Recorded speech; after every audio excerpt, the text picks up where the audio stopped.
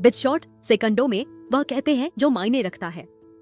20 अक्टूबर 2025 को पाकिस्तान और अफगानिस्तान के बीच जारी सीमा युद्ध अपने तीसरे सप्ताह में पहुंच गया, जिससे दोनों देशों को भारी आर्थिक नुकसान झेलना पड़ रहा है।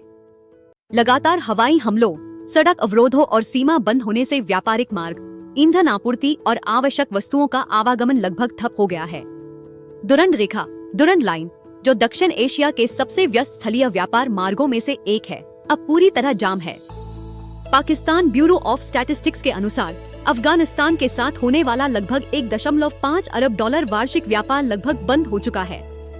तोरखम और चमन जैसे प्रमुख सीमा बिंदु बंद है, जिसके कारण क्वेटा और पेशावर जैसे शहरों में फलों, सूखी वस्तुओं और ईंधन की भारी कमी हो गई है। ट्रांसपोर्ट कंपनियों ने 120 मिलियन डॉलर से अधिक के नुकसान की सूचना दी है, जबकि निर्यातोन्मुख उद्योगों को कच्चे माल की कमी का सामना करना पड़ रहा है। दूसरी ओर अफगानिस्तान की अर्थव्यवस्था पर भी गहरा असर पड़ा है। काबुल वाणिज्य मंडल के अनुसार मुद्रास्फीति 18% से ऊपर पहुंच गई है और 2 सप्ताह के भीतर खाद्य एवं ईंधन की कीमतें दोगुनी हो गई हैं। व्यापारिक रास्ते बंद होने और विदेशी सहायता कम होने से सरकार आपूर्ति श्रृंखला को संभालने में असमर्थ है।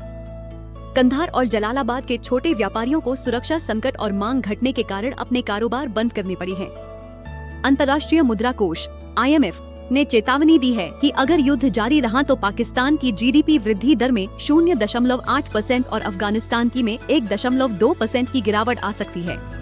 विशेषज्ञों का मानना है कि यह संघर्ष विदेशी निवेशकों के विश्वास को कमजोर करेगा और दोनों देशों के कर्ज बोझ को और बढ़ाएगा।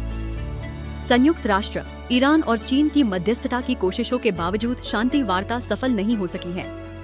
एनालिस्ट कॉशन दैट कंटिन्यूड, विश्लेषकों का कहना है कि यदि यह युद्ध नहीं रुका तो यह न केवल दोनों देशों के व्यापार को बल्कि पूरे दक्षिण एशिया की आर्थिक स्थिरता को खतरे में डाल देगा। विश्लेषकों का कहना है कि यदि यह युद्ध नहीं रुका तो यह न केवल दोनों देशों के व्यापार को बल्कि पूरे दक्षिण एशिया की आर्थिक स्थिरता को खतरे में डाल देगा। रोज का बिजनेस डोज बिटशॉट के साथ अभी सब्सक्राइब करें।